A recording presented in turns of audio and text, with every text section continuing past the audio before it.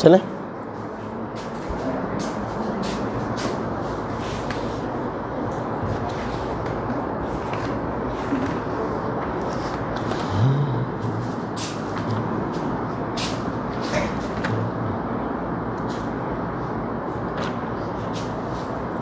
क्या हो रहा था? Loop, current carrying loop. अच्छा, हम लोगों ने कल प्रूव कर लिया था, है ना? करंट कैरिंग लूप जो है वो एक डाइपोल है, ये समझ लिया था। करंट कैरिंग लूप क्या है? डाइपोल, मैग्नेटिक डाइपोल, क्योंकि एक तरफ से नॉर्थ, दूसरी तरफ से साउथ पोल की तरह वो बिहेव कर रहा है। बहुत बढ़िया। उसके बाद ये भी समझ लिया था कि अगर करंट कैरिंग लूप एक मैग्नेटिक डाइपोल है, नॉर्थ साउथ यानी दोनों पोल का एक बहुत बढ़िया सा सिस्टम है, तो किसी एटम में जो इलेक्ट्रॉन रिवॉल्व कर रहा है उसके रिवोल्यूशन के कारण से इलेक्ट्रॉन घूम रहा है यानी चार्ज घूम रहा है, इलेक्ट्रॉन घूम रहा है यानी चार्ज घूम रहा है, उसके घूमने के कारण से कुछ ना कुछ अपोजिट डायरेक्शन में करंट बनेगा। तो ये भी एक करंट कैरिंग लूप की तरह ही है। इसका भी मैग्नेटिक फील्ड वैसा ही बनेगा जैसा एक लूप का बनता है। इसके भी सेंटर पर μ0I/2R इतना ही मैग्नेटिक फील्ड होगा, क्योंकि ये करंट कैरिंग लूप है।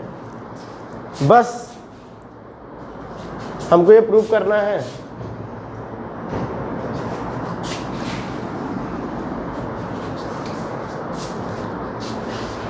कैलकुलेट करना है। प्रूव क्या करना है? हमें कैलकुलेट करना है कि करंट कैरिंग लूप्स का जो डाइपोल मोमेंट है वो I/A होता है। तो यहाँ पर वो डाइपोल मोमेंट कैसे कैलकुलेट करेंगे? IA ये कैसे कैलकुलेट करेंगे? और अभी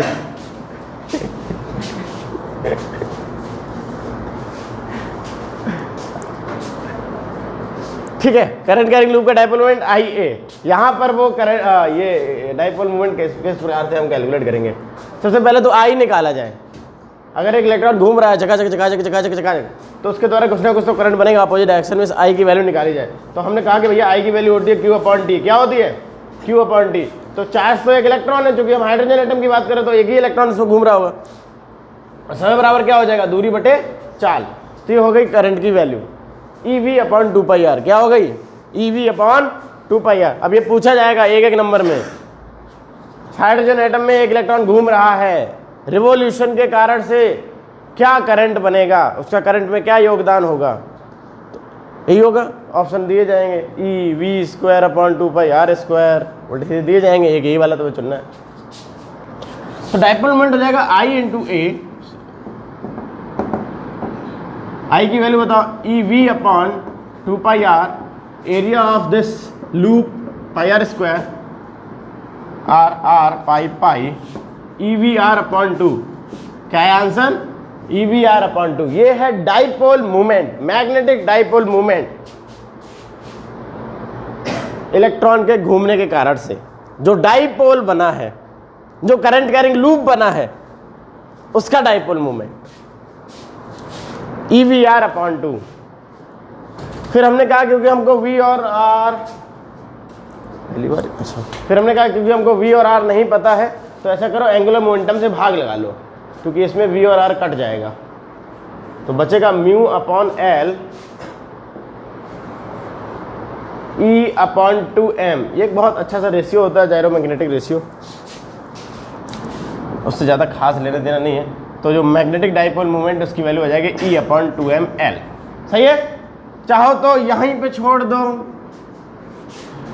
डिपेंड करता है कि तुम्हारे ऑप्शंस क्या हैं। बहुत बार ऑप्शन L के टर्म्स में होते हैं तो मजबूरी है हमको इससे L को भाग लगाना पड़ेगा, तो L के टर्म्स में ऑप्शन आ जाता है। बहुत बार ऑप्शन L की जगह NH/2π, ये फाइनली ये होता है, ये क्या हो जाएगा? NEH/4πm, mass of electron. बहुत बार ऑप्शन ये होता है। अब वो कहाँ तक ऑप्शन दे रहे हैं वो हमको देखना पड़ेगा, तभी देखना पड़ेगा, है ना? ये नहीं कह सकते कि यही अल्टीमेट फार्मूला है। फाइनली ये है। इसमें केवल नंबर ऑफ ऑर्बिट तुमको रखना है, किस ऑर्बिट में इलेक्ट्रॉन घूम रहा है, बस ये बता दो, बाकी सब कांस्टेंट है। Charge of, Planck's constant, 4 pi, mass of क्या है ये इलेक्ट्रॉन, ये सब कुछ कांस्टेंट वैल्यू है। जबकि ये सब कठिन चीज़ें हैं, इसमें तो भाई यूज ही नहीं कर सकते इसको। वेलोसिटी ऑफ इलेक्ट्रॉन नहीं पता होता है, ना रेडियस पता होता है, किसी भी ऑर्बिट की रेडियस हमें तो याद नहीं है ना। 2 की वैल्यू बस पता है।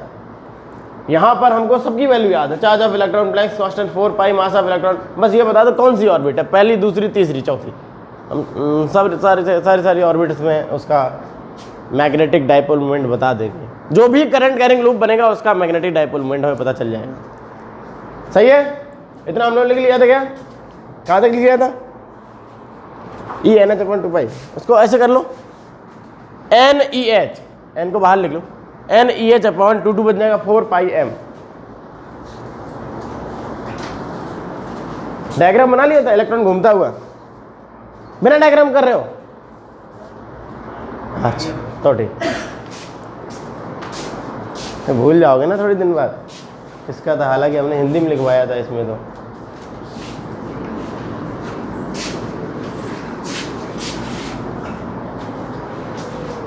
बहुत छोटा चैप्टर है, इसमें कुछ 1-2 बातें ही सिखाई जाती हैं, तो कोई ये नहीं है कि इसमें 50 बातें। जैसे अपना पिछला चैप्टर है 4th चैप्टर, उसमें बहुत सारी बातें हैं, चार्ज पे फोर्स, वायर पे फोर्स, लूप पे टॉर्क, ये तो आखिरी चीज़ है। गैल्वेनोमीटर को एमीटर बदलना, वोल्टमीटर बदलना, ये तो लास्ट वाला हिस्सा है। शुरुआती हिस्सा मैग्नेटिक फील्ड कैलकुलेशन, तो वो बड़ा चैप्टर है, ये बहुत छोटा चैप्टर है।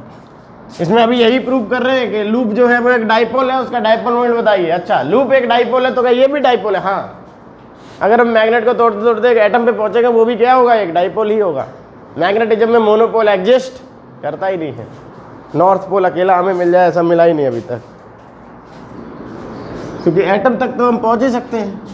वो भी डाइपोल की तरह बिहेव कर रहे हैं, करंट कैरिंग लूप बना रहा है।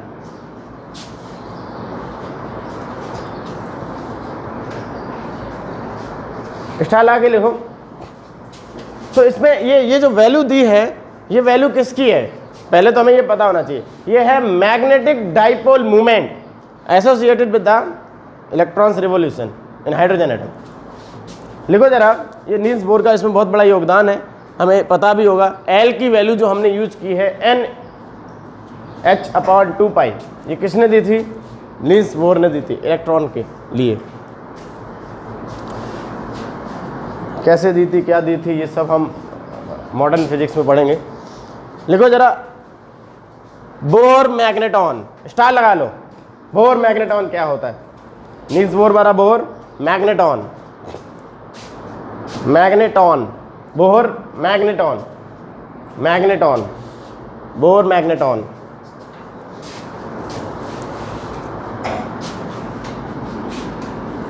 ये डाइपोल m से क्यों नहीं दिखाया पता है सबको? चार इलेक्ट्रॉन के मास से फिर कंफ्यूज हो जाते हैं, इसीलिए इसके 2 सिंबल्स हैं, म्यू और m। क्या आया था अपना फॉर्मूला? NEH/4 पाई की जगह m का है बनना आज, 4 पाई m। बोर मैग्नेटॉन क्या है? ये जो फॉर्मूला आया है हमारा वो डाइपोल मोमेंट का है, यानी IA को सॉल्व करके यहाँ आए हैं। सही बात है, IA को सॉल्व करके ही यहाँ आए हैं। इलेक्ट्रॉन के मोशन के कारण जो एक लूप बन रहा है, current carrying loop, opposite direction में करंट, उसका डाइपोल मोमेंट। हाँ, हमेशा ध्यान रखना है, नील्स बोर ने अपना जो भी कुछ किया वो हाइड्रोजन के लिए किया है, ठीक है। तो बोर मैग्नेटॉन होता है डाइपोल मोमेंट व्हेन n बराबर 1। पहली ऑर्बिट में जब इलेक्ट्रॉन घूम रहा है, बिल्कुल बेसिक, पहली ऑर्बिट में जब इलेक्ट्रॉन घूम रहा है व्हेन n बराबर 1, उस समय उसका क्या मैग्नेटिक डाइपोल मोमेंट होगा? हाइड्रोजन एटम में तो घूम रहा है, जगह जगह अपोजिट डायरेक्शन में करंट होगा, तो ये करंट कैरिंग लूप की तरह है, और बहुत तेज घूमता है तो बहुत ठीक ठाक करंट बन जाता है, उसकी मैग्नेटिक फील्ड्स भी होती हैं। तो वो डाइपोल मोमेंट उसका कितना होगा? पहली ऑर्बिट में जब घूम रहा है तब उसका डाइपोल मोमेंट कितना है? उसको हम बोलते हैं बोर मैग्नेटॉन, ठीक है। लिखो जरा, it is the magnetic dipole moment, it is the magnetic dipole moment, it is the magnetic dipole moment, it is the magnetic dipole moment, it is the magnetic dipole moment, it is the magnetic dipole moment associated with the electron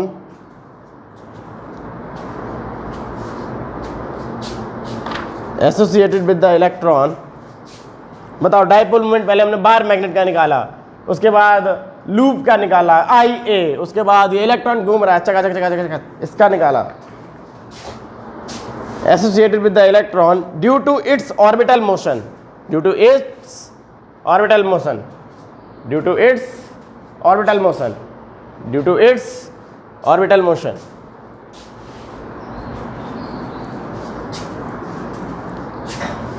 in the first orbit of hydrogen atom, in the first orbit of hydrogen atom।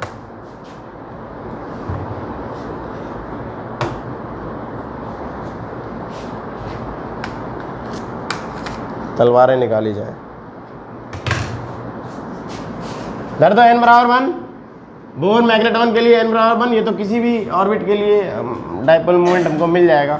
IA solve नहीं करना, उसमें तो radius velocity क्या क्या पता चलेगा, ज़रूरत पड़ेगी, इसमें कुछ नहीं ज़रूरत पड़ेगी। ये बिल्कुल बेसिक फार्मूला है, इससे ज़्यादा सरल कोई नहीं कर सकता।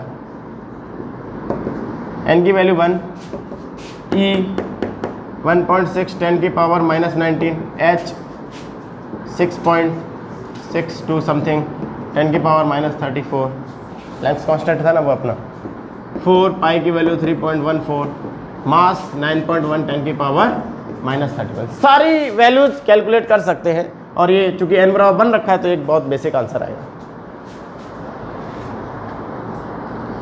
दूसरी ऑर्बिट में इसका जो भी आंसर आएगा इसका दुगना होगा, क्योंकि वहां पे n बराबर 2 रखना पड़ेगा। तीसरी ऑर्बिट में जो भी आंसर आएगा उसका 3 गुना होगा, है ना। तो वैल्यूज रखो, मैं कैलकुलेट करके बता रहा हूँ। बोर मैग्नेटॉन की वैल्यू क्या होती है, सीधा सीधा नंबर में पूछा जाएगा।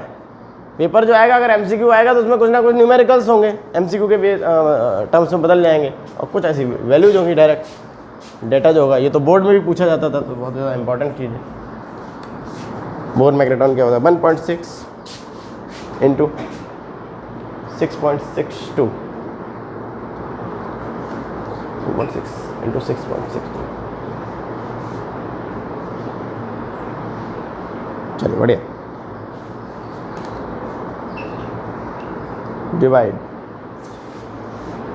4 इंटू इतना 4 डिवाइड 3.14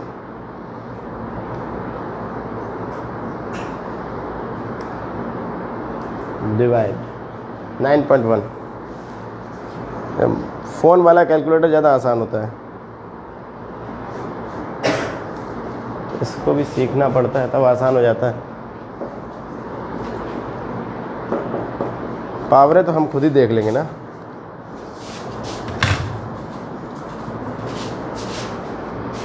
उन्नीस 34 बहुत ज़्यादा हो गया। 9 4 13 3 2 5 53। 9 4 13 3 2 5 53। आओ भाई, 53 में क्या घटाना पड़ेगा, 31, क्योंकि ये ऊपर जाएगा तो ये किसका हो जाएगा, प्लस का हो जाएगा, और ऊपर जो 53 है वो किसका है, माइनस का। ठीक है, 3 में से 1 गया 2, 5 में से 3 गया 2, माइनस का 22। चेक कर लेना, बाकी सारा कुछ हो चुका है। हाँ, सेट करो। 9.26 इंटू 10 की पावर, हाँ भाई, -24 या -20। इधर आया बैठक किधर कूदते हुए, माइनस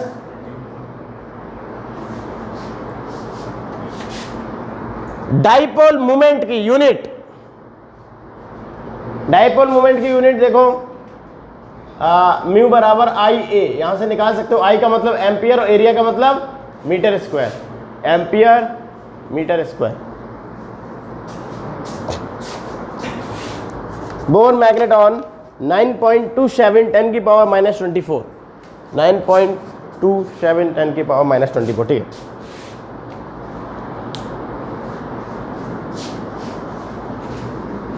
अच्छा पिछली बार 6.626 ऐसा यूज कर लिया होगा।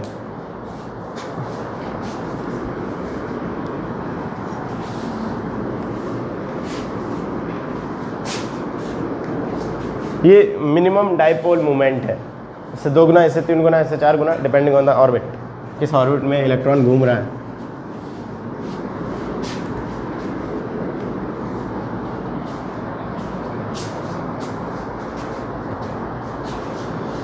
बढ़िया। तो हमने कल की पढ़ाई, हमें कल ही ख़त्म करना चाहिए। हमने कल क्या क्या जाना, जो हमारा लूप है वो एक मैग्नेट की तरह है, क्योंकि एक तरफ से क्लॉकवाइज करंट दिखता है और दूसरी तरफ से कैसा दिखता है, एंटी क्लॉकवाइज करंट दिखता है। जिधर से लूप में क्लॉकवाइज करंट दिखता है उधर कैसा पोल माना जाता है, साउथ पोल माना जाता है। जिधर से एंटी क्लॉकवाइज करंट दिखता है वहां कैसा पोल माना जाता है, नॉर्थ पोल माना जाता है। गरीब लोग, कैसा वाइज, एंटी क्लॉकवाइज। देखो मैग्नेटिक फील्ड बाहर निकल रहा है, इसलिए नॉर्थ पोल माना जाता है। ठीक है, अगर याद हो ना, कभी कभी भूल जाओ, कुछ भी बना लो, घुमा लो, बाहर निकलना है।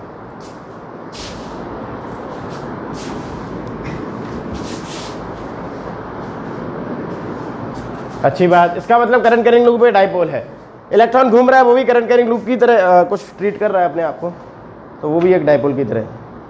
उसका डाइपोल मोमेंट भी हमने निकाला। बोर मैग्नेटॉन की वैल्यू क्या है, डाइपोल मोमेंट पहली ऑर्बिट में जो होगा उसको बोर मैग्नेटॉन बोलते हैं। बहुत बढ़िया।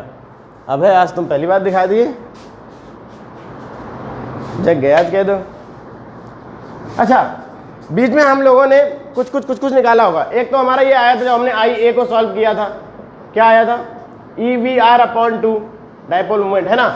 इसके बाद अगला आया था जब हमने μL/L किया था, E/2m, तो ये L उधर गया था। अगला ये आया होगा, इसको डब्बे में बंद किया होगा, और फिर फाइनली NEH/4πm। इसको जरा ध्यान से देखो, यहाँ पे दो बहुत बढ़िया चीज़ें हैं। एक तो मैग्नेटिक डाइपोल मोमेंट जो कि एक वेक्टर क्वांटिटी है साउथ टू नॉर्थ, और एक एंगुलर मोमेंटम जो कि एक वेक्टर क्वांटिटी है। असल में इसको अगर हम ऊपर वेक्टर लगा रहे हैं तो यहाँ पर हमको माइनस भी लगाना पड़ता है, ये उसका सही रूप है लिखने का। अगर हम इन दोनों के ऊपर वेक्टर लगा रहे हैं तो यहाँ पे हमको क्या लगाना पड़ता है, माइनस भी लगाना पड़ता है। अभी तो हम कैलकुलेशन करते हैं धनाधन, कोई हमने डायरेक्शन की खास ज़रूरत नहीं पड़ी हमें डायरेक्शन की, लेकिन अब हमें बताना ज़रूरी है।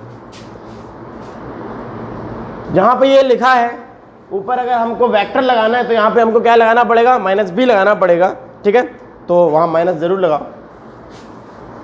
और ये भी बताएंगे क्यों। माइनस केवल डायरेक्शन को बता रहा है।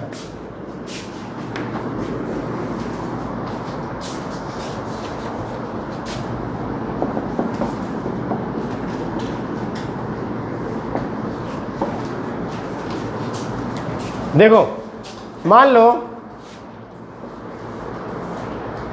इस तरह हमारा एक इलेक्ट्रॉन घूम रहा है, ये इलेक्ट्रॉन घूम रहा है। कौन घूम रहा है, इलेक्ट्रॉन, एटम में, बीच में न्यूक्लियस है। अच्छी बात है। एंगुलर मोमेंटम और डाइपोल मोमेंट ये आपस में अपोजिट होते हैं। मैग्नेटिक डाइपोल मोमेंट जिसको IA बोला था उसी को हमने सॉल्व करके यहाँ लिखा है, वो यहाँ पे NH/2π रख दो तो फाइनल अपना आंसर आ जाता है। ये दोनों आपस में अपोजिट डायरेक्शंस में होते हैं, इसलिए यहाँ पे माइनस आता है। देखो कैसे, पहले तो हम, ये इलेक्ट्रॉन की वेलोसिटी है, इलेक्ट्रॉन की वेलोसिटी है, इस डायरेक्शन में करंट उल्टा होगा। अगर इलेक्ट्रॉन की ये वेलोसिटी है तो एंगुलर मोमेंटम किधर होगा, ये क्लास 11th की बात है। ये हर बॉडी पर होता है जो भी घूमती है, इसके लिए चार्ज की ज़रूरत नहीं पड़ती। एंगुलर मोमेंटम किसी का भी हो सकता है, उसके लिए चार्ज की ज़रूरत नहीं है ना। गाड़ी का भी होता है, बस का भी होता है, सबका होता है, हमारा भी होता है कभी कभार। घुमा दो, कैसे घूम रहा है, ऐसे घूम रहा है, ऐसे घूम रहा है, फिर भीतर जा रहा है, घूम के आ रहा है, फिर ऐसे घूम रहा है, फिर भीतर जा रहा है, फिर घूम के आ रहा है, फिर ऐसे घूम रहा है, भीतर जा रहा है। घुमा दो, ऊपर की तरफ है एंगुलर मोमेंटम। वेलोसिटी की डायरेक्शन में घुमाना है, हाथ सीधा हाथ यूज करते हैं हम लोग फिजिक्स वाले। ऊपर की तरफ है एंगुलर मोमेंटम, यानी L की डायरेक्शन ये है, L वेक्टर की डायरेक्शन ये है। अब म्यू वेक्टर की डायरेक्शन देखो, दोनों अपोजिट है, इसलिए यहां माइनस आता है। म्यू के लिए हमको करंट देखना पड़ेगा, इसको हटा दो, करंट देखना पड़ेगा। करंट इधर था साहब। अब इसको जरा ध्यान से देखो, ये लूप ऐसे आया, इधर से घुसा, पीछे से घूम के आया बोर्ड के, फिर आगे ऐसे घुसा, फिर पीछे से घूम के आया, फिर आगे ऐसे घुसा। ऊपर से देखने पर ये करंट कैसा दिखेगा, ऐसे जा रहा है, पीछे जा रहा है, ऐसे जा रहा है। क्लॉकवाइज, ऊपर से देखने पर क्लॉकवाइज यानी साउथ पोल, ऊपर से देखने पर ये लूप कैसा बिहेव करेगा, साउथ पोल, और नीचे से देखने पर north pole, south to north. ये हो गया मैग्नेटिक डायपोल मोमेंट की direction, south to north, magnetic dipole moment की डायरेक्शन।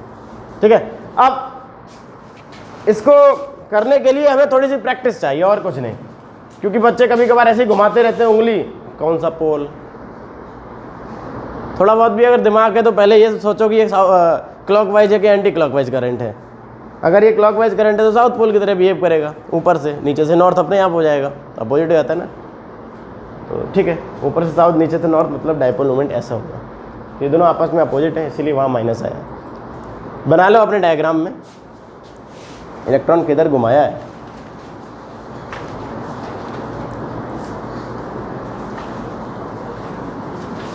अपोजिट डायरेक्शंस होती हैं इसलिए।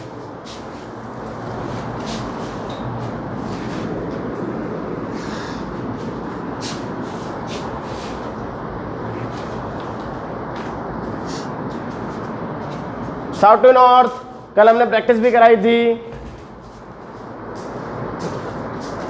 Magnetic dipole moment south to north कल हमने प्रैक्टिस भी कराई थी। Magnetic dipole moment south to north कल हमने प्रैक्टिस भी कराई थी। चलो आज भी करा देते हैं। करंट कैरिंग लूप, ये भी करंट कैरिंग लूप ही है। एंगुलर मोमेंटम की नहीं होनी प्रैक्टिस, तो 11th क्लास में होती है। चलिए बताइए,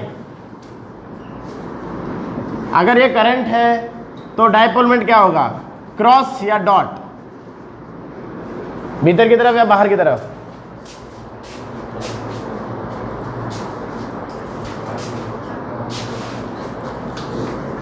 बताओ, भीतर की तरफ या बाहर की तरफ?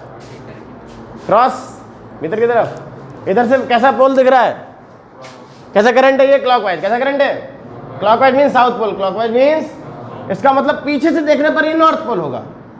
इधर साउथ पोल है, पीछे से नॉर्थ पोल है, south to north, dipole moment south to north, भीतर की तरफ, क्योंकि साउथ पोल और नॉर्थ पोल की तरफ यानी भीतर की तरफ होगा इसका डायपोल मोमेंट। सही है, इतना करना है हर बार, भूलना नहीं। ये सारी थ्योरी हम इलेक्ट्रोस्टैटिक्स से लेके आए थे, वहाँ निगेटिव टू पॉजिटिव चार्ज होता था डायपोल मोमेंट, इसी आधार पर हमने यहाँ साउथ टू नॉर्थ किया। चलिए अच्छी बात है। तो ये हमारी पहली चीज़ कंप्लीट हुई, करंट कैरिंग लूप कैसे डायपोल की तरह बिहेव करता है, उसका डायपोल मोमेंट IA प्रूव करके दिखाओ। ठीक है, पूछा तो नहीं जाएगा इस बार proving, number of turns n होंगे तो n का मल्टीप्लाई हो जाएगा। इलेक्ट्रॉन रिवॉल्व कर रहा है तो उसके रिवोल्यूशन के कारण से, ऑर्बिटल मोशन के कारण से जो एक लूप बनेगा current carrying loop opposite direction में, तो उसका भी कुछ ना कुछ डायपोल मोमेंट होगा। आंसर है हाँ, करंट कैरिंग लूप का IA होता है, IA उसका भी होगा। बस हमको करंट वगैरह देख के सॉल्व करके निकालना है। कभी कभार ये सवाल बनता है, चाहो तो इसे लिख भी सकते हो। एक एटम है जिसमें इलेक्ट्रॉन घूम रहा है, एक एटम जिसमें इलेक्ट्रॉन घूम रहा है, बताइए इसके घूमने के कारण से कितना करंट बना। बताइए इसके घूमने के कारण से कितना करंट बना, निकालो सब लोग। I बराबर Q अपॉन T, एक इलेक्ट्रॉन है यानी E अपॉन T मतलब 2πr अपॉन V, समय बराबर दूरी बटे चाल, कितना दूरी कवर कर रहा है 2πr, और कितनी चाल से, V चाल से। तो I की वैल्यू क्या हो जाएगी, EV अपॉन 2πr, है ना। अगर एक इलेक्ट्रॉन ऐसे घूम रहा है तो उसके घूमने के कारण से कितना करंट बना, ये हम लोग निकालना सीख चुके हैं। इसी वाले डेरिवेशन में हम लोगों ने सीखा है करंट को निकालना। तो यहाँ भी निकाल सकते हैं, हर बार निकाल सकते हैं जितनी बार पूछा जाएगा। इलेक्ट्रॉन के घूमने के कारण से अपोजिट डायरेक्शन में क्या करंट बनेगा, इतना हो सकता है। ये पूछ लिया जाए कि सेंटर पर क्या मैग्नेटिक फील्ड होगा इलेक्ट्रॉन के घूमने के कारण से। अब चूंकि इलेक्ट्रॉन घूम रहा है तो ये एक लूप की तरह बिहेव करेगा, सर्कुलर लूप। कैसा, सर्कुलर लूप। और सर्कुलर लूप का फॉर्मूला होता है mu naught I upon 2r centre पर, है ना। तो म्यू नॉट I की वैल्यू बताओ, EV upon 2πr upon 2r, ये r और r मिलके टोटल r² हो जाएगा, 2 और 2 मिलके 4 हो जाएगा। तो कुछ ना कुछ तुम्हारा फार्मूला आ जाएगा। सही है, नहीं तो सेंटर पे सब पता है कि सेंटर पर पूछना है, सेंटर पर फार्मूला लिख के छोड़ आते हैं, I की वैल्यू निकालते ही नहीं है। ये लूप थोड़ी है, लूप जैसा है। इलेक्ट्रॉन घूम रहा है तो उसके अपोजिट में करंट बनेगा, सर्कुलर लूप जैसा है, लूप नहीं है, इसलिए हमको उसकी करंट की वैल्यू निकालनी पड़ेगी। इलेक्ट्रॉन के घूमने के कारण से क्या इक्विवेलेंट करंट बनना है।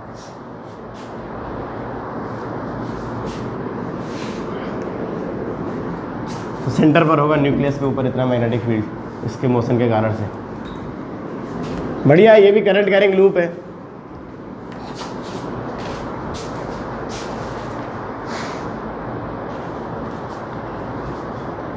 चलिए लिखो जरा स्टार लगा के, छोटी छोटी बातें। पहली बात कंप्लीट हुई हमारी।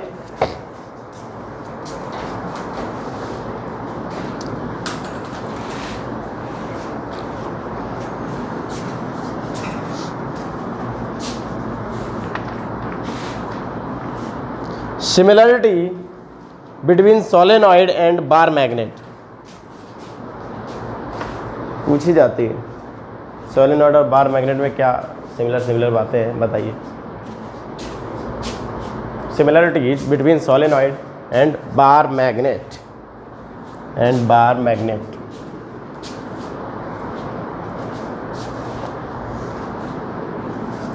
Similarity between solenoid and bar magnet. पहले बार मैग्नेट बनाइए, एक तरफ नॉर्थ एक तरफ साउथ पोल कर दीजिए, मैग्नेटिक फील्ड निकालिए, पूरा क्लोज लूप बनाइए। चलिए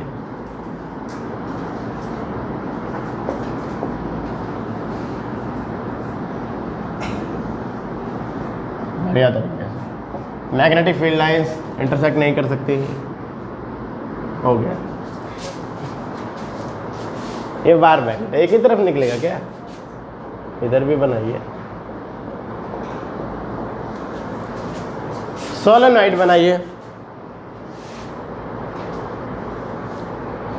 करंट कैरिंग सोलेनॉइड। सपोज इधर से एंटी क्लॉकवाइज करंट है, यानी हम भी उसकी सिमिलरिटी देखना चाहते हैं, तो इधर हम नॉर्थ पोल ही बनाना चाहते हैं, बिल्कुल एक जैसा दिखे। इधर से अगर एंटी क्लॉकवाइज करंट होगा, एंटी क्लॉकवाइज मतलब ऐसा करंट ऐसे जा रहा होगा, इधर से एंटी क्लॉकवाइज दिखेगा, इधर नॉर्थ पोल की तरह बिहेव करेगा, नॉर्थ पोल की तरह बिहेव कर रहा है, साउथ पोल की तरह।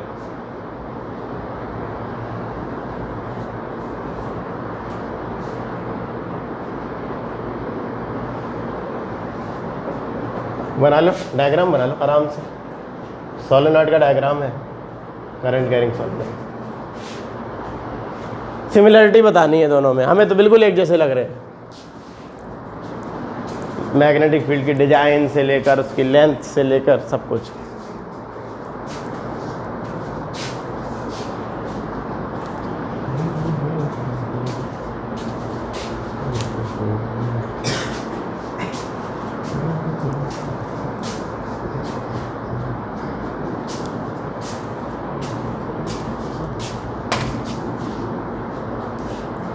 जल्दी जल्दी बनाओ। बोहर मैग्नेटॉन याद रहना चाहिए, बहुत इंपॉर्टेंट चीज़ है वो। फर्स्ट ऑर्बिट में क्या डाइपोल मूवमेंट होगा, magnetic dipole movement 9 point something 10 की पावर -24।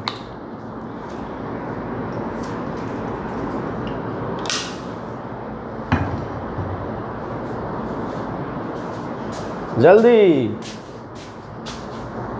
सभी लोग कॉपी को रिवाइज करते रहें जब भी टाइम मिले तब, ठीक है। इंतजार ना करें, जो गलतियां 11th में हुई हैं और 12th में बिल्कुल भी ना करें।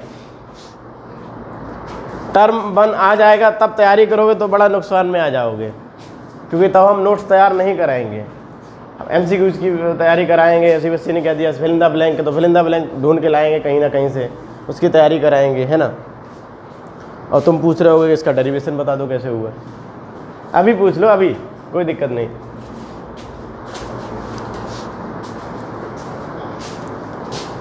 अच्छा, इससे फ़ायदा बहुत हो गया। बहुत प्रेशर होता है प्री बोर्ड्स में, पूरा सिलेबस पूछा जाता तब, तो आधा हो गया।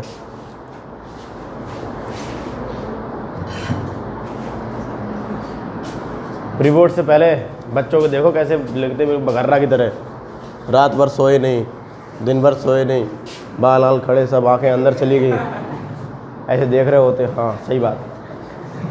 कब तक यही कराओगे, आगे बढ़ो। अब तो इतना नहीं होगा, बहुत दिक्कतें होती भाई पढ़ाई में, कोई वैसी चीज़ थोड़ी है मज़ेदार बात। प्रेशर लेना होता है पूरा सब कुछ सीखने के लिए। क्या क्या सिमिलरिटी है? देखने में दोनों का मैग्नेटिक फील्ड एक जैसा लग रहा है। देखने में दोनों का मैग्नेटिक फील्ड कैसा लग रहा है? एक जैसा लग रहा है कि नहीं लग रहा है? लिख लो यही बात, लिख लो लिख लो लिख लो।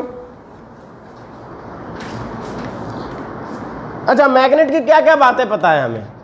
मैग्नेट की हमें कुछ बातें पता है। अगर मैग्नेट को हम क्या करें, लटका दें, कहाँ रुकती है?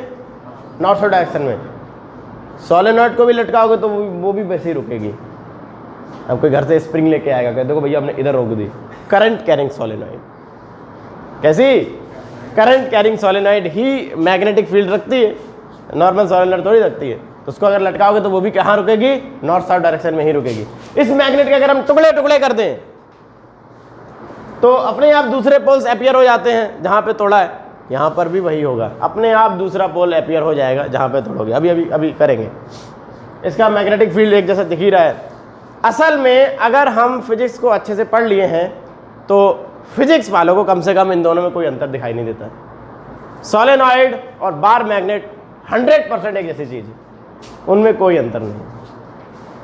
कैसी बात कर रहे हो यार? बार मैग्नेट कहाँ एकदम सॉलिड टाइप, ठोस ठोस, सोलेनॉइड कहाँ एकदम वैसे स्प्रिंग टाइप, बिल्कुल एक जैसी चीज़। लिख लो जरा कुछ कुछ सिमिलरिटीज। महान सीबीएसई ने ये सिखाने से मना किया है कि ये बताओ कि बार मैग्नेट और सोलेनॉइड में बिल्कुल एक जैसी बातें क्यों होती हैं। किसने मना किया है? महान सीबीएसई ने। पहला पॉइंट लिखो, सिमिलरिटी जो हमको डाइजेस्ट हो सकती हैं। A current carrying solenoid, a current carrying solenoid suspended freely, अगर सोलेनॉइड को भी हम ऐसे लटका दें हवा में, सस्पेंडेड फ्रीली धागे से, a current carrying solenoid suspended freely always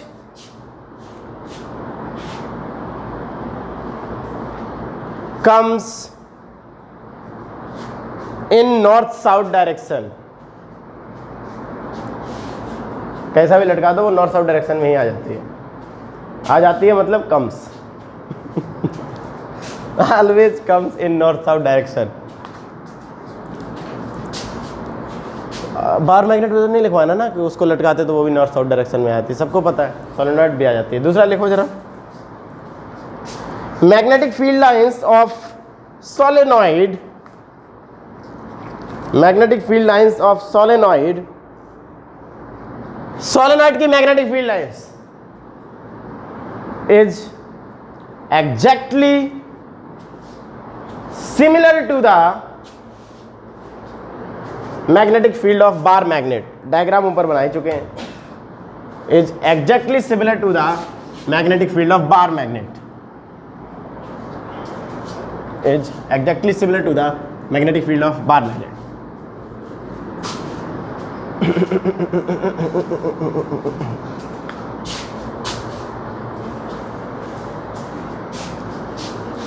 अगला लिखो,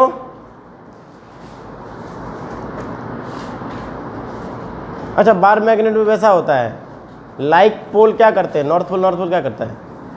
like pole repel, unlike pole, लिखो लिखो, इन बार मैग्नेट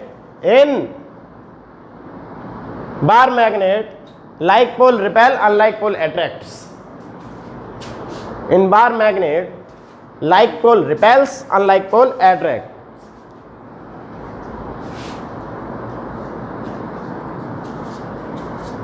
सोलेनॉइड में भी यही होता है, ध्यान से देखो, सोलेनॉइड में भी वही होगा। हमको पहले लाइक पोल रिपेल दिखा दे। लाइक पोल्स रिपेल कैसे करते हैं? सोलेनॉइड बना दो कोई बढ़िया सी ढंग की।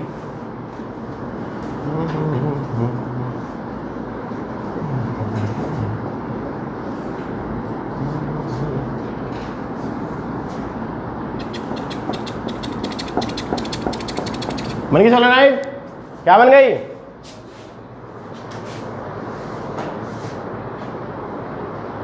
है सोलेनॉइड ही है। तुम्हें क्या दिख रहा है? तुम्हें तो ये दिखेगा ना, पीछे वाला थोड़ी तुम्हें दिखेगा। पहले वाला टर्न का दिख रहा है क्योंकि हमने थोड़ी तिरछी कर दी है।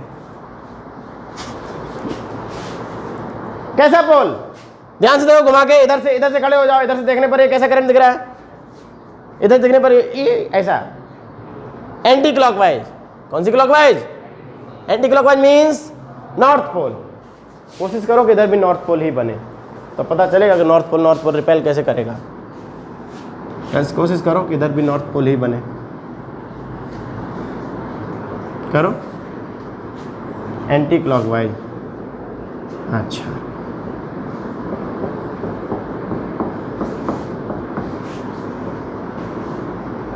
इधर से देखने पर इस मैग्नेट में करंट जा रहा है ऐसा ऐसा ऐसा ऐसा ऐसा ऐसा ऐसा, मतलब एंटी क्लॉकवाइज, मतलब नॉर्थ पोल। सही है? यानी हमने दोनों सोलेनॉइड पास पास कुछ इस तरह रख दिए हैं कि उनका नॉर्थ साथ साथ आ गया। अब देखो वो रिपेल करेगा या अट्रैक्ट करेगा। बाहर मैग्नेट में क्या करता है? नॉर्थ। इसमें भी रिपेल करना चाहिए। क्यों? ध्यान से देखो, ये चीज तुम्हें दिखाई थोड़ी देगी। ध्यान से देखो, एक मैग्नेट में करंट कैसे जा रहा है? ऊपर से नीचे, है ना? असल में तो ये ऐसा दिखेगा ना, असल में तो ये ऐसा दिखेगा। और ये वाली, इस वाली मैग्नेट का अगर ये वाला जो टर्न है वो कैसे दिखेगा? ऐसा दिखेगा। अपोजिट है ना, ये ऊपर से नीचे और ये नीचे से ऊपर, तभी इधर नॉर्थ पोल हो पाएगा, तभी एंटी क्लॉकवाइज बन पाएगा करंट। नहीं तो अगर तुम इसको भी ऊपर से नीचे कर दोगे तो ये साउथ पोल बन जाएगा। खींच लेगा अच्छे से।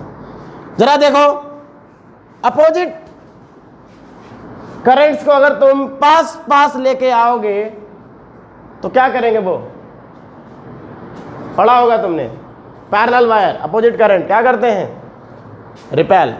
अपोजिट करंट्स क्या करते हैं? जबकि सेम डायरेक्शन में जो करंट होता है वो क्या करते हैं? अट्रैक्शन। तो अपोजिट करंट होने के कारण से ये टर्न्स आपस में रिपेल करेंगे। यहां पे असल में लूप जैसा, असल में पोल्स जैसा कुछ नहीं है। हम ये नहीं कह सकते कि नॉर्थ पोल रिपेल कर रहा है, क्योंकि यहां पोल है नहीं। पोल्स जैसा महसूस होता है क्योंकि इधर से मैग्नेटिक फील्ड निकलता है, इसलिए हम बोल देते हैं कि ये नॉर्थ पोल की तरह। इधर से भी निकल रहा है, इसलिए बोलते हैं कि नॉर्थ पोल की तरह है। तो रिपेल कौन कर रहा है? पोल थोड़ी रिपेल कर रहे हैं। रिपेल कौन कर रहा है? टर्न्स कर रहे हैं। ठीक है? तो अगर हमने कुछ इस तरीके से सोलेनॉइड्स बना ली कि उनके लाइक पोल एक जैसे, जो पोल्स है वो पास पास आ गए, तो वो आपस में एक दूसरे को रिपेल कर देंगे। बाहर मैग्नेट भी रिपेल करती है, सोलेनॉइड भी क्या करेगी? रिपेल करेगी। और अगर अनलाइक पोल्स, यानी इधर तुमने साउथ पोल बना लिया, साउथ पोल का मतलब क्लॉकवाइज, यानी ऐसा ऐसा करंट सोलेनॉइड में। अब ये भी ऊपर से नीचे, ये भी ऊपर से नीचे, तो सारे टर्न कैसे होंगे? ऊपर से नीचे, ऊपर से नीचे, ऊपर से नीचे, ऊपर से, तो सारे टर्न एक दूसरे क्या कर देंगे? अट्रैक्ट कर लेंगे, तो इसको भी खींच लेंगे। तो अनलाइक पोल को पास पास रखोगे तो खींचे जाओगे। सही है? बाहर मैग्नेट और सोलेनॉइड में कुछ अंतर है ही नहीं, वास्तव में नहीं है। ये मेरे पास सोलेनॉइड है, ठीक है, ये टर्म मैंने खत्म कर दिया, समझा दिया। ये मेरे पास सोलेनॉइड है, ये मेरे पास क्या है? एक तरफ इधर क्या था? ऐसा ऐसा ऐसा ऐसा ऐसा नॉर्थ पोल, एक तरफ नॉर्थ तो अपने आप दूसरी तरफ साउथ हो जाएगा। जरा ये बताओ, अगर हम यहां से टर्न्स तोड़ दें, अगर हम यहां से टर्न्स तोड़ दें तो क्या बनेगा? ऐसे दो हिस्से बन जाएंगे। ये जरा देख लेना, करंट ऊपर से नीचे आ रहा है, यानी ऐसा, ऐसी सोलेनॉइड है।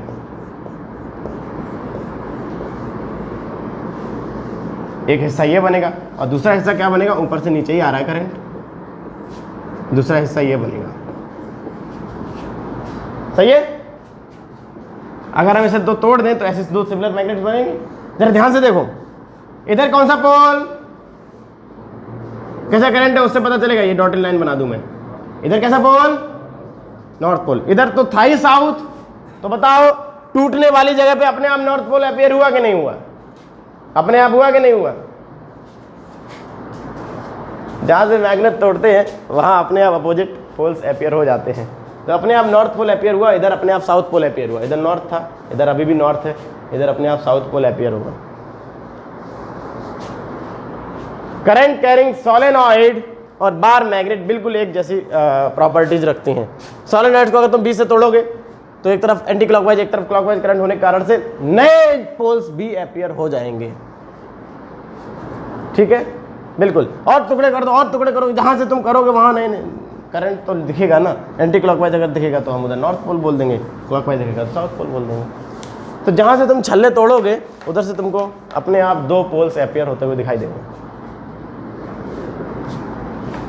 तो सोलेनॉइड और बार मैग्नेट लगभग एक जैसी चीज़ है। मैं ये बातें इसको लिखवाने वाला नहीं हूँ, ठीक है, क्योंकि सिलेबस से बाहर कर दिया, सीबीएसई कहता है ना पढ़ाओ।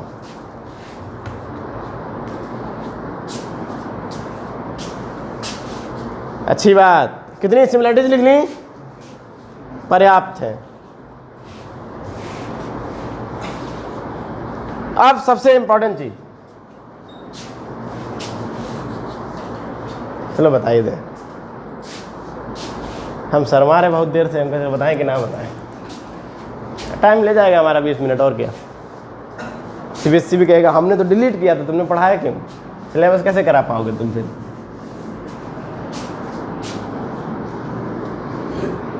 हमने ये तो प्रूव कर दिया बढ़िया बढ़िया डायग्राम बना के सोलेनॉइड बिल्कुल बार मैग्नेट की तरह है। मैग्नेटिक फील्ड की डिजाइन देखो सोलेनॉइड की, बिल्कुल बार मैग्नेट की डिजाइन की तरह है।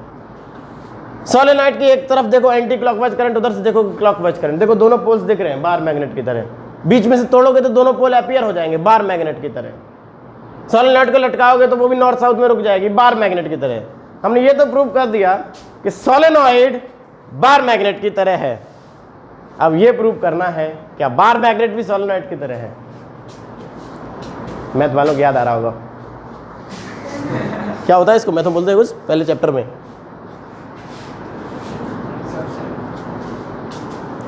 हाँ ये उसका है, वो क्या वो भी इसका ये है, कुछ बोलते थे, शब्द होते थे कुछ, सेट वर्ड यूज करते हैं, पता नहीं क्या शब्द यूज करते हैं, चीज़ पता है मुझे, नाम हम सब भूल जाते हैं हम। आओ देखो, तो अब हम ये चर्चा करेंगे कि अच्छा ये 3 पॉइंट काफ़ी हैं ये बताने के लिए कि सोलेनॉइड बार मैग्नेट जैसी है। अब ये पॉइंट बहुत इंपॉर्टेंट है जो कि चर्चा का विषय है। ये मान लो मेरी बार मैग्नेट है, सिलेंड्रिकल मान लो, क्योंकि हमको सोलेनॉइड के साथ कंपेयर करना है। बाद में तुम रेक्टेंगुलर हेक्सागोनल जैसा तुम्हें अच्छा लगता हो वैसा मान सकते हो। ये मेरी बार मैग्नेट है, ठीक है, बार मैग्नेट है, इसका मतलब पूरा सॉलिड होगी और एकदम काले रंग की होगी। ऊपर से पुताई करके आधा नीला आधा लाल कर देते वो अलग बात है, बाजार से खरीदने जाओगे तो मिलता है ना आधा नीला आधा लाल, देखने में थोड़ा अच्छा लगता है। चुंबक देखा है सबने, मान लो ये वही है।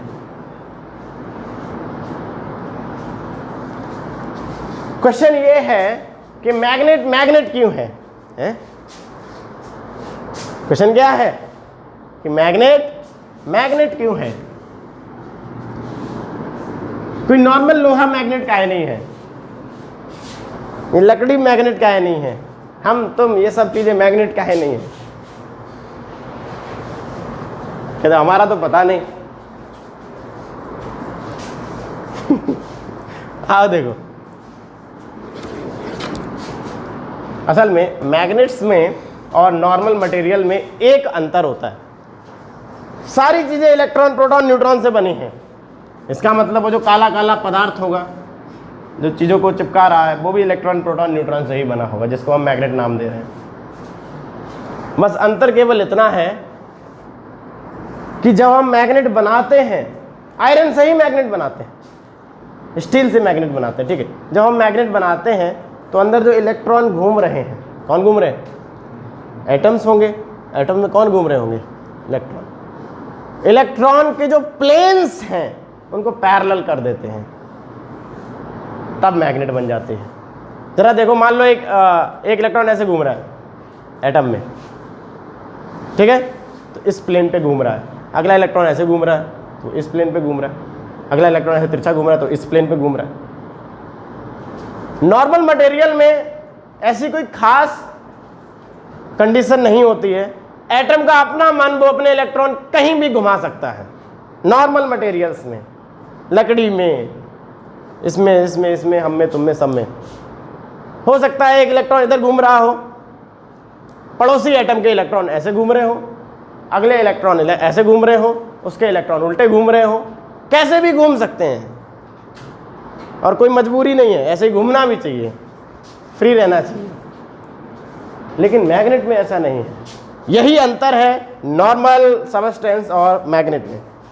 मैग्नेट में जो इलेक्ट्रॉन्स होते हैं जो एटम्स होते हैं वो कुछ इस प्रकार से अरेंज कर दिए जाते हैं कि सब सेम प्लेन पर रोटेट करें। सेम प्लेन का मतलब समझ में आ रहा है ना, कि अगर हमने एक एटम के इलेक्ट्रॉन्स को ऐसे घुमा दिया, अब सबको ऐसे ही अरेंज कराना है, सबको ऐसे ही हॉरिजॉन्टल प्लेन पे ही अरेंज कराना है, सबको, जितने भी है इसमें मिलियंस, सबको जितने भी हैं वर्टिकल कर दिया। हाँ, सबको वर्टिकल प्लेन पे घुमाना है, सबको वर्टिकल प्लेन पे घुमाना है। अब ऐसा नहीं कोई इलेक्ट्रॉन ऐसे घूमने लगे ना, सबको वर्टिकल प्लेन पे घुमाना है। और ऐसा करना आसान नहीं होता है, बहुत आसान होता है। तो अगर हमसे कोई पूछेगा नॉर्मल मटेरियल और मैग्नेट्स में क्या अंतर है, तो यही अंतर है एक, बाकी कुछ अंतर नहीं है।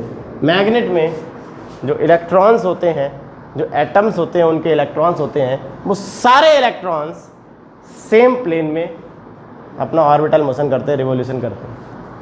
बाकी नॉर्मल मटेरियल्स में हो सकता है कोई ऐसे घूम रहा हो सकता है कोई उल्टा घूम रहा हो सकता है कोई जैसा घूम रहा हो, है कि नहीं, कैसे भी घूम रहा हो, कोई मतलब थोड़ी है, थर्मल एनर्जी के कारण से कैसे भी घूमे।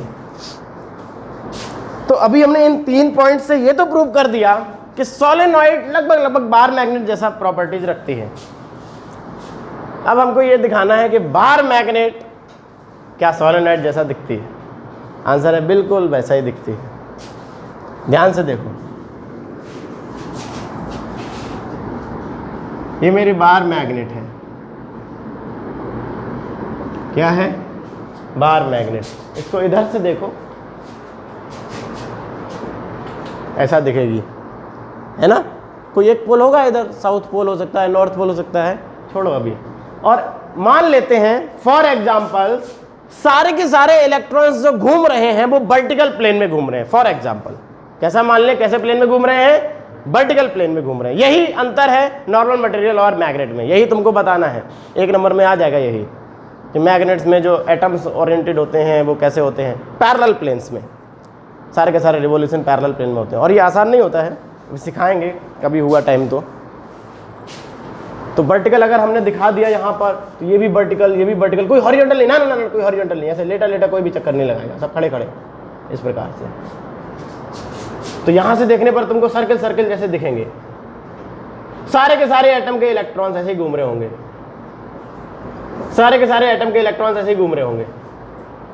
फॉर एग्जाम्पल ऐसे घुमा दे clockwise, for example clockwise, for example clockwise घुमा दे, फॉर एग्जाम्पल क्लॉकवाइज घुमा दे, फॉर एग्जाम्पल क्लॉकवाइज घुमा दे, फॉर एग्जाम्पल क्लॉकवाइज घुमा दे, फॉर एग्जाम्पल क्लॉकवाइज घुमा दे, क्लॉकवाइज घुमा दे।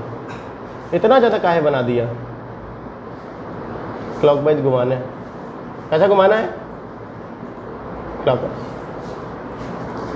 अब इस क्रॉस सेक्शन पे, ये क्रॉस सेक्शन है, करोड़ों एटम्स होंगे, हमने करोड़ों तो नहीं बनाए हैं, कुछ गिने चुने 8-10 बना दिए हैं, और सभी के सभी हमने वर्टिकल प्लेन पे बना दिए, हॉरिजॉन्टल पे नहीं। हॉरिजॉन्टल पे कहीं भी हो एक जैसा होना चाहिए, कैसे भी प्लेन में हो। तो हमने एग्जाम्पल के लिए वर्टिकल प्लेन लिया हुआ है, यही अंतर है। और ये नॉर्मल मटेरियल्स में नहीं होता, सबको पता है। इलेक्ट्रॉन जैसा चाहे वैसा मोशन कर सकता है, लेकिन इसमें ऐसा नहीं है, सो मजबूरी बस ऐसा करना पड़ता है। ये चीज़ तब पढ़ाएंगे, इसके लास्ट चैप्टर में, इसके लास्ट पार्ट में है कि मैग्नेट्स को बनाते कैसे हैं, तब उसमें है पैरामैग्नेटिज्म, डाईमैग्नेटिज्म, फेरोमैग्नेटिज्म, तीनों चीज़ें उस टाइम ये चीज़ पढ़ाई जाती है। अभी हम तुमको केवल दिखा देंगे लॉलीपॉप और जेब में रख लेंगे।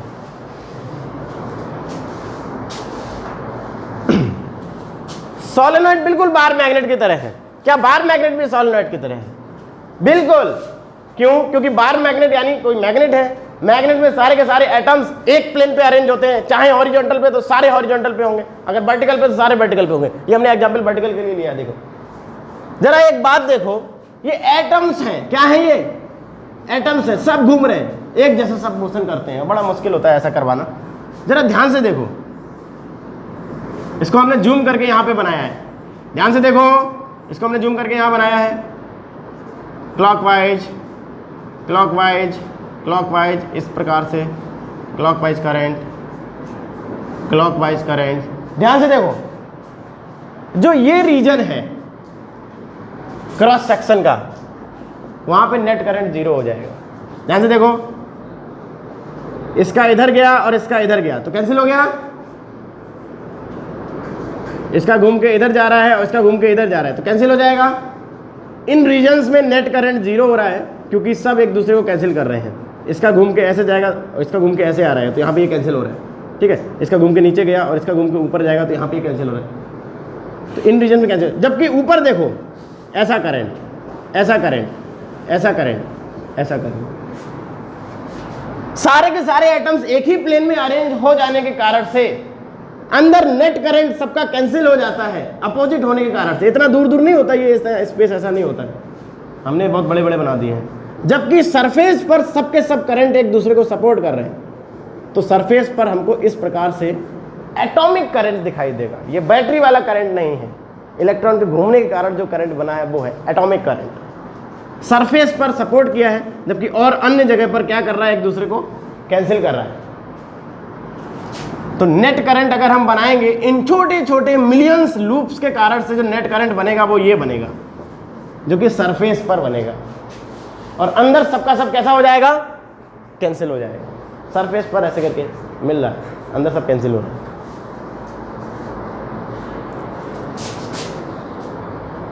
नेट करंट यहां बनेगा और भीतर सब कैंसिल। अब इस प्लेन के पीछे भी तो एटम्स अरेंज होंगे, वो भी वर्टिकल होंगे, उनका भी नेट करंट ऐसा ही होगा। इस प्लेन के पीछे भी तो एटम्स होंगे, वो भी वर्टिकल ही होंगे, उनका भी नेट करंट ऐसा ही बनेगा। एटॉमिक करंट, ध्यान रखना, बैटरी वाला करंट नहीं है, इस पर टच करोगे तो करंट लगेगा नहीं, एटॉमिक करंट से। अंदर अंदर सब नेट करंट जीरो। क्या सोलेनॉइड नहीं है? बिल्कुल, सोलेनॉइड में भी अंदर करंट नहीं होता है, हाथ घुसेड़ सकते तो ऊपर ही ऊपर करंट होता है। इसमें भी ऊपर ही ऊपर सरफेस पे करंट है और भीतर करंट नहीं है। इस तरह हम समझ सकते हैं कि जो हमारी बार मैग्नेट है वो बिल्कुल हूबहू सोलेनॉइड की तरह है। हाँ, इसके टर्न्स के बीच में जो दूरी है ये बहुत कम है क्योंकि एटॉमिक प्लेन्स हैं। तो एटम्स के जो प्लेन्स होते हैं उनके बीच की दूरी क्या होती है, ये हमारा लगभग रहता है अपना माइक्रो के आसपास, माइक्रो से भी छोटा। तो ये जो टर्न्स हैं वो बहुत ज़्यादा क्लोज है। ऐसी ये हमारी सोलेनॉइड है। फिर से देख लो, बार मैग्नेट यानी मैग्नेट, कोई भी मैग्नेट, मैग्नेट्स में क्या होता है, जो एटम्स होते हैं वो एक प्लेन पर होते हैं। फॉर एग्जांपल हमने वर्टिकल प्लेन ले लिया और अगर हमने वर्टिकल प्लेन ले लिया तो सारे एटम्स ऐसे ही घूम रहे होंगे, कोई भी टेढ़ा मेढ़ा नहीं घूम सकता, ठीक है। सब हमने क्लॉकवाइज घुमा दिए। ध्यान से देखने पर पता चला कि इसका करंट ऐसे नीचे की तरफ आ रहा था, इसका करंट ऐसे ऊपर की तरफ आ रहा था, यहाँ से कैंसिल हो गया।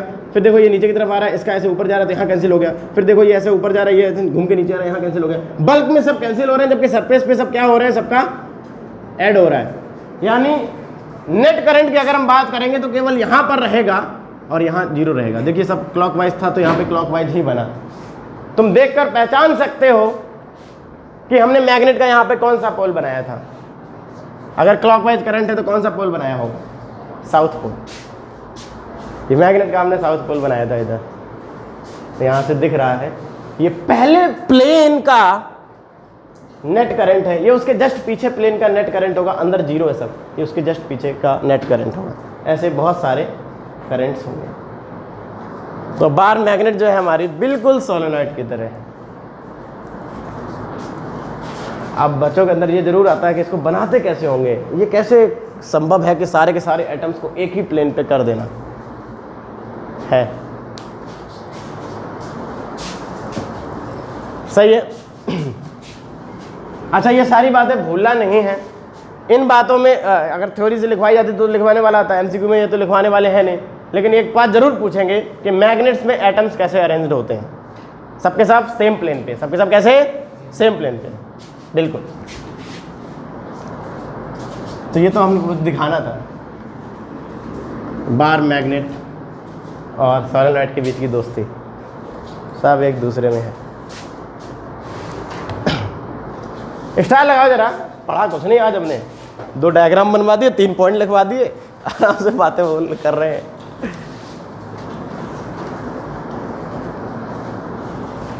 लिखो जरा, इलेक्ट्रोस्टैटिक्स चल रहा है ना, लिखो जरा, गॉस लॉ इन मैग्नेटिज्म। कह दो इसमें कुछ नहीं पढ़ना मतलब है, जो पढ़ना था वो सब सीबीएसई ने कहा छोड़ो ना, क्यों पढ़ रहे हो। बातें ध्यान रखना है, लेकिन टेंशन की बात नहीं है, रिकॉर्ड हो रहा है, ये हमेशा रहेगा। जब भी भूलना है चैप्टर नंबर 5 की वीडियो मिल जाएगी।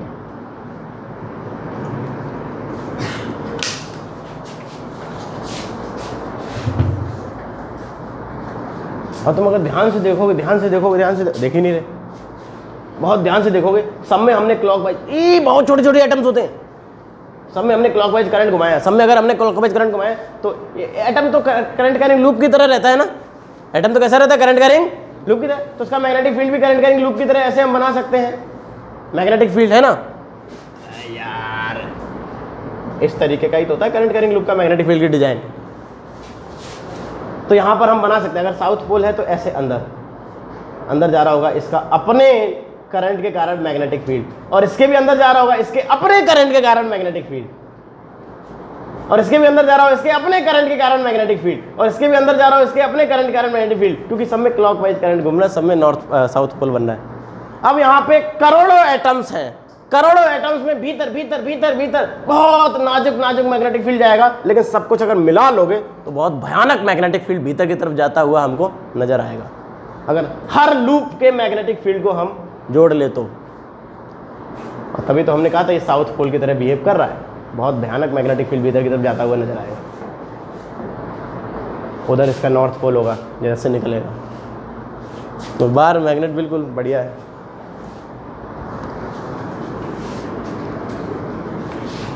शायद समझ आ रहा होगा कि बाहर मैग्नेट के पास मैग्नेटिज्म कैसे आया। हर एटम के पास मैग्नेटिक फील्ड होता है। प्रॉब्लम यह है कि नॉर्मल मटेरियल्स में एटम्स टेढ़े मेढ़े ओरिएंटेड होते हैं, तो एक एटम का मैग्नेटिक फील्ड दूसरे एटम के मैग्नेटिक फील्ड को खत्म कर देता है, लेकिन बार मैग्नेट में हमने ऐसा नहीं होने दिया, हमने सारे एटम्स को सेम प्लेन पर ओरिएंटेड कर दिया।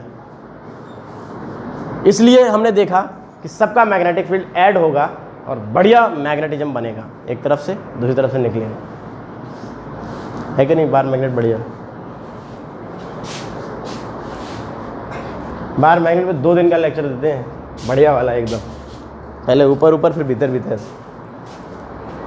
अभी हमने जल्दी जल्दी में 15 मिनट में किया है, लेकिन हाँ ठीक है, बातें सारी बता दी हैं, लेकिन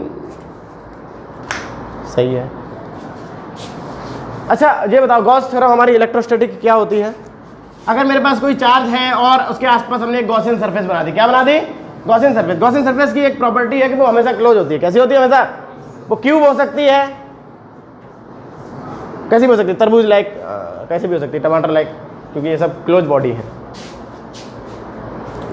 जो फ्लक्स होगा, यानी जो इलेक्ट्रिक फील्ड लाइंस इसको क्रॉस करेंगी तब जो फ्लक्स बनेगा, बकाबक फ्लक्स बनेगा, वो फ्लक्स कितना होगा, total flux is Q inside upon epsilon not. ये तो होता है हमारे गॉस थ्योरम। बता दीजिए इस गॉसियन सरफेस के अंदर चार्ज कितना है, क्यू, तो आंसर आ गया क्यू अपॉन एप्सिलॉन नॉट। याद आया, flux through any close surface, क्योंकि इलेक्ट्रिक फील्ड क्रॉस, आधे बच्चे तो ये कह रहे होंगे फ्लक्स, अच्छा हाँ अब याद आया फ्लक्स क्या होता है, क्योंकि इलेक्ट्रिक फील्ड ऐसे इसको क्रॉस कर रहा है तो इससे कुछ ना कुछ फ्लक्स बनेगा। तो क्लोज सरफेस से जो फ्लक्स बनता है उसके लिए कैलकुलेशन करने की आवश्यकता नहीं है, direct Q inside upon epsilon not. इसको गॉस थ्योरम बोलते हैं, शॉर्टकट बोलते हैं इसको। Total flux from any close surface, किसी भी क्लोज सरफेस से, Q inside upon epsilon not. बताओ इसके भीतर चार्ज कितना है, डिवाइडेड बाई एप्सिलॉन नॉट। सही है, जरा बताओ, अंदर अगर हमने एक डाइपोल रख दिया है तो बताइए total flux from this surface, total flux from this surface 0, क्योंकि जो टोटल फ्लक्स होता है वो क्या होता है, Q inside upon epsilon not, और नेट चार्ज इसके अंदर कितना है, डाइपोल का मतलब नेट चार्ज कितना है, 0, क्योंकि दोनों इक्वल स्ट्रेंथ के होते हैं, इसलिए नेट चार्ज क्या हो जाएगा, 0। सही है। मैग्नेटिज्म का गॉस थ्योरम कैसे डिफाइन किया जाता है, ध्यान से देखो, बहुत आसान है, कुछ याद नहीं करना। मैग्नेटिज्म का गॉस थ्योरम ये है। अच्छा, फ्लक्स को हम लोग ऐसे लिखते थे E dot D A, electric field किसी एरिया को क्रॉस करता है तो वो फ्लक्स है। मैग्नेटिज्म में लिखेंगे magnetic flux from any close loop, close surface, Gaussian surface close होती है। Magnetic flux B dot D A, magnetic field lines किसी एरिया को क्रॉस करेंगे तो क्या बनेगा, मैग्नेटिक फ्लक्स बनेगा। छठे चैप्टर में पढ़ेंगे, अभी उसकी कोई जरूरत नहीं है। मैग्नेटिक फ्लक्स किसी एरिया, मैग्नेटिक फील्ड लाइंस किसी एरिया को क्रॉस करेंगे तो क्या बनेगा, मैग्नेटिक फ्लक्स बनेगा। मैग्नेटिक फील्ड लाइंस जानते हैं ना सब लोग, ठीक है, एरिया क्रॉस करेंगे तो मैग्नेटिक फ्लक्स बनेगा। Magnetic flux from any close surface is always 0, यह है गॉस थ्योरम। कौन याद करेगा इसे? Magnetic flux from any close surface is always 0। हमेशा मैग्नेटिक फ्लक्स किसी भी क्लोज सरफेस से 0 होता है। फॉर एग्जाम्पल, ये तुम्हारा होमवर्क है, मान लो ये नॉर्थ पोल है, साउथ पोल है, मैं कुछ मैग्नेटिक फील्ड लाइंस बना रहा हूँ, इस प्रकार से घूम घाम के इधर आ गई, इस प्रकार के घूम घाम के इधर आ गई, 2 बना दी हैं, ठीक है। यहाँ पर हमको बहुत सारी सरफेसेस लेनी है। देखो मान लो हमने यहाँ एक सरफेस ले ली, Gaussian surface, magnetic flux through this surface 0। देखो एक तरफ से मैग्नेटिक फील्ड लाइन जैसे बाहर निकल रही है इसके, लेकिन घूम के दूसरी तरफ से किधर आ रही हैं? भीतर भी आ रही हैं। तो अगर बाहर की तरफ फ्लक्स है तो भीतर की तरफ फ्लक्स भी है, तो नेट फ्लक्स क्या हो जाएगा? 0। कहीं भी बना लो, यहाँ बना लो मैग्नेटिक फ्लक्स निकालने के लिए गॉसियन सरफेस, हम वहाँ पे बना सकते हैं जहाँ भी मैग्नेटिक फील्ड है, मैग्नेटिक फील्ड लाइन्स है, वहाँ हर जगह हम गॉसियन सरफेस बना सकते हैं। और मज़ेदार बात यह है कि हर जगह फ्लक्स 0 आता है।